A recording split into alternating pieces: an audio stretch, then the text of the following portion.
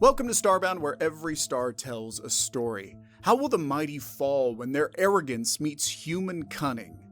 Let's get into the story.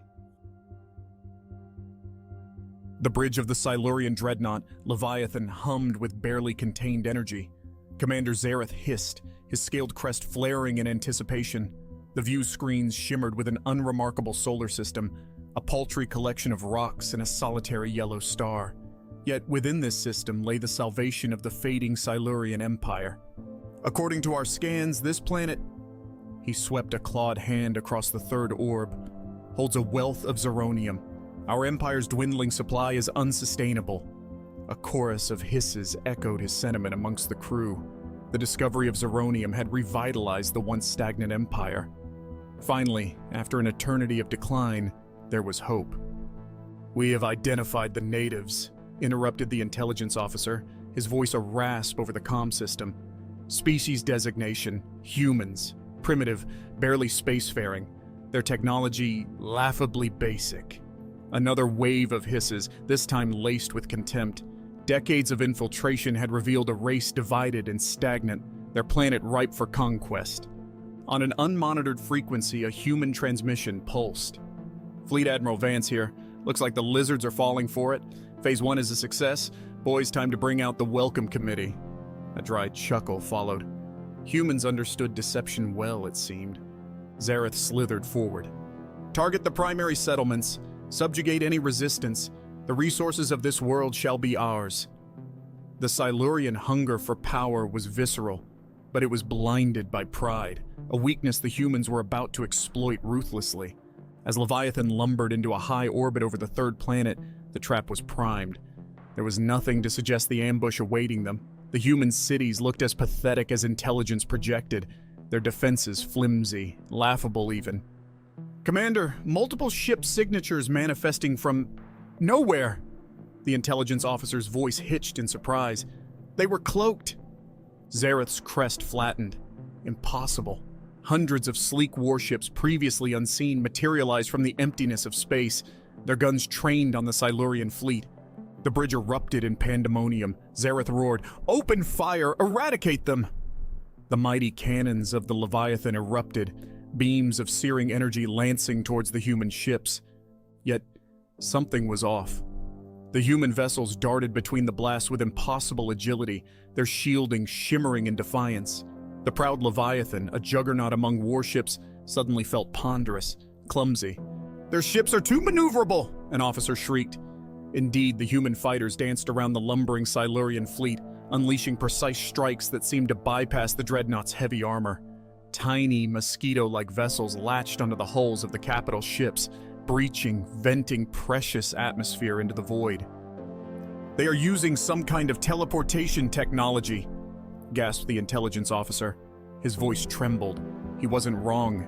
Human ships vanished right before the Silurians' eyes, reappearing to deliver a devastating blow from another angle. It wasn't just technology, it was a whole new level of warfare. Amidst the chaos, a cool, measured voice cut through the comm chatter. "Admiral Vance here. Welcome to Earth, Commander. Hope you're enjoying the reception." Zareth felt a surge of rage as the human fleet admiral's smug transmission taunted the reeling fleet. This wasn't the simple conquest he'd been promised. It was a slaughter. "Launch escape pods," Zareth commanded, his voice thick with bitterness. The pride of the Silurian fleet, torn to shreds, left to plummet as fiery debris onto the world they'd sought to dominate. Yet Zareth knew the devastation was reciprocal. Each Silurian pod shot down meant more resources lost, a deeper wound in their weakening empire.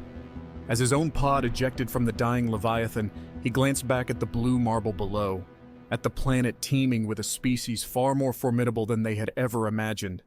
The Silurians had not just encountered the unexpected, they had awakened a sleeping giant. The impact jarred Zareth back to the grim reality. His pod had survived the uncontrolled descent, crash landing in a dense green wilderness. He had to get back, warn the Empire of their miscalculation. This was not the dying race of their reports. He tasted deception as bitterly as the dirt in the air. Survival instincts kicked in. He assessed his limited supplies salvaged from the pod basic survival gear and a battered communicator. He needed to reach an extraction point for any surviving crew. If they were lucky, a passing scout ship would detect their distress signals. He pushed thoughts of the ravaged fleet and their countless dead to the corner of his mind. Suddenly, a strange whirring sound sliced through the alien quiet of the forest. He ducked behind a rotting log. Was it wildlife? No. Something far more technological was approaching. A sleek disc-shaped drone hovered into view, its camera-like eye pivoting as it surveyed the crash site. Zareth's blood ran cold. A human scout. He knew discovery meant either death or capture. Interrogation, the potential unraveling of the Empire's remaining secrets. He sprinted through the undergrowth, the drone following in relentless pursuit. The trees thinned out, replaced by the stark gray of metal and concrete, the ruins of some kind of human structure. A desperate idea formed in his mind. He burst through an opening, skidding to a halt. He was in a vast chamber, the collapsed ceiling letting in slivers of sunlight. With a roar, the drone swooped towards him, a blinding flash at its center, likely an energy weapon about to discharge. Zareth hurled himself into the shadows at the edge of the room. The energy beam cut through the air, searing the spot where he'd stood moments before. But there was another sound now, a low, ominous rumble. He looked up in time to see a massive piece of the ceiling give way. It crashed down on the drone, pinning it beneath tons of rubble. Now weaponless, it was nothing but a twitching, vulnerable machine. A surge of exhilaration coursed through Zareth, tinged with disbelief. Had he outsmarted the humans? Or was this merely a stroke of luck? He circled the rubble warily, seeking a way to disable the drone permanently. If he could take it back to a Silurian outpost, perhaps they could extract information from its systems. A rhythmic beat broke his concentration. His communicator was flashing. It was a distress signal. Other survivors, his crest rose in renewed hope. Maybe all was not lost. He followed the signal, pushing through thick alien foliage, moving with a caution he hadn't possessed before the battle. Minutes later, he reached the signal's source, a clearing where 3 other Silurians knelt with their hands bound. A squad of humans stood watch, weapons slung casually across their backs. They hadn't even bothered to blindfold their prisoners. Such arrogance seemed characteristic, though now Zareth understood it as justified confidence. A tall human female, her uniform pristine compared to the mud-spattered Silurians, stepped forward. "Fancy seeing you here, Commander," she said, her voice laced with cold amusement. Zareth hissed, "Don't assume this is over." He recognized her face now. From the intercepted transmissions, intelligence had failed spectacularly. This woman was not some minor leader, but evidently a high-ranking officer. The human tilted her head. "Actually," she purred, "I think it is. You underestimated us, Commander, badly. You saw what you wished to see. Your pride made you blind." A wave of shame washed over Zareth. The human was mercilessly accurate. His people had always believed their empire to be superior, invincible, but they had just been schooled. The humans had played them expertly. The shame curdled into defiance. "Our empire will endure," Zareth spat. "Even in defeat, we are mighty." The human officer's expression hardened. "You think this is defeat? This is barely a setback. We are everywhere, Commander. Among your stars, on your listening posts, whispering in the councils of your highest lords. You never even saw us coming." Her words struck a chill deeper than any weapon. They had been infiltrated, weakened. This was a war fought long before cannons first clashed in orbit. The Silurians had been outmatched from the very beginning. He surveyed the kneeling Silurians, his crew, once so proud, now so utterly broken. "Transport is waiting, ma'am," one of the human guards interrupted, gesturing towards a strange, angular craft hovering at the edge of the clearing. The officer gestured to Zareth and his crew. "Load them up. We've got a long interrogation ahead." As they were marched towards the craft, Zareth cast a final look at the lush, vibrant world. He had arrived a conqueror, convinced of his superiority. He would leave a prisoner, his worldview shattered, the future of his empire hanging in the balance. A transmission crackled over a nearby human soldier's comms. "Admiral Vance here. Commander Zareth and his crew have been secured. Returning to base. The lizards won't be bothering us for a while longer." Vance's satisfaction echoed through the soldier's simple speaker.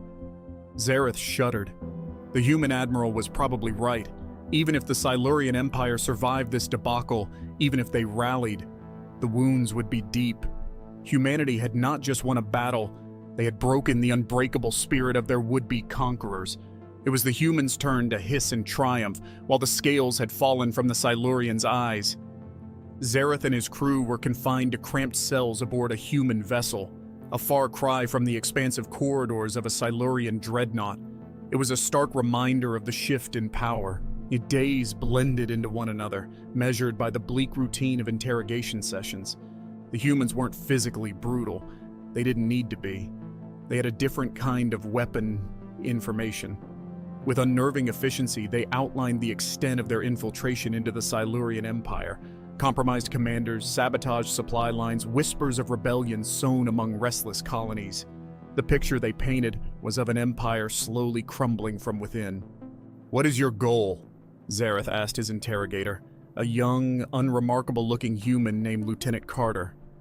Carter shrugged. "Survival, mostly. You lot tend to be the conquering type. But here's the thing, Commander. We don't want your territory or your fancy battleships. We just want to be left alone." His eyes held an intensity that belied his casual demeanor. "And if we are not inclined to do so?" Zareth arched his crest defiantly. "Well then," Carter smiled thinly, "today's victory was just a demonstration. We've got a few more tricks up our sleeves if you want to make this interesting." The days that followed were a strange limbo. Zareth, once a force of conquest, was reduced to a mere specimen for the humans. They studied them, analyzed their physiology, their technology, and with every scan, every experiment, he felt a sliver of power slip away. Then, one day, Carter arrived at the cell, his demeanor somber. "It's over, Commander. The Empire has surrendered. We just received word." Zareth felt a hollow numbness. He hadn't truly expected anything else. The strength of the Silurian Empire had been an illusion, and the humans had cut through it with surgical precision. Carter nodded in a gesture of respect. "Your empire made a wise choice, Commander. Another battle would have been pointless. Your leaders understand that." "What now?" Zareth asked, his voice devoid of arrogance. He imagined the chaos, the inevitable power struggles, the empire as he knew it, gone. "That's not for me to decide," Carter said. "You'll be taken to The Hague to await an outcome. Our leaders will negotiate terms with what's left of your government. Prisoners exchange, maybe a treaty, who knows?" Zareth was under no illusions. His freedom was a long way off if it ever came.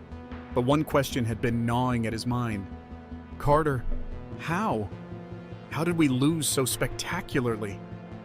The lieutenant considered his words. "You fell victim to your own greatest strength, Commander. You believe in military might, fleets, firepower, and for centuries it worked for you. But humans, we learned long ago that the real war is fought with information. You underestimated us, because you didn't understand us." The truth in Carter's words was painfully obvious. The humans had cleverly played on the Silurians' arrogance, feeding them a diet of false weakness, lulling them into a catastrophic trap. The human vessel slipped into orbit around Earth, and for the first time, Zareth laid eyes on the cradle of his captors. It was a world teeming with life, with vibrant cities and swaths of untouched wilderness, a stark contrast to the fading glory of his own homeworld. As he was led through seemingly endless corridors, past humans going about their day, the scale of their achievement hit him with full force. The Silurians had prided themselves on knowledge, on their grasp of technology, and had been utterly outmaneuvered by a race they had deemed inferior. Perhaps true intelligence lay not in conquest, but in strategy, in cunning. Zareth's prison was not a barren cell. Instead, it felt more like a high-security apartment, complete with furnishings and something resembling a view screen.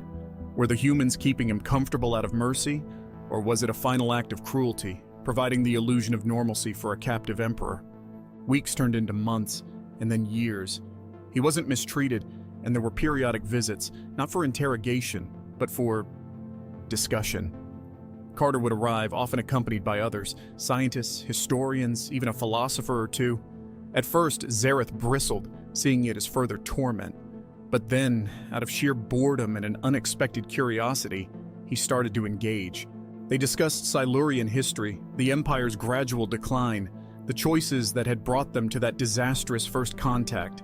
The humans listened intently, dissecting, probing. One day, it was Zareth who posed the question. Why do this? Why bother talking to your enemy?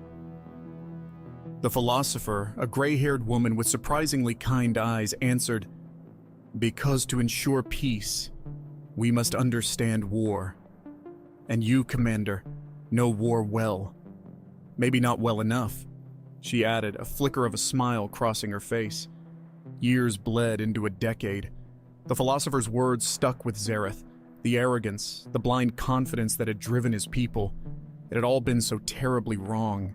He began devouring human literature, philosophy, their history riddled with conflict yet marked by a strange, relentless optimism.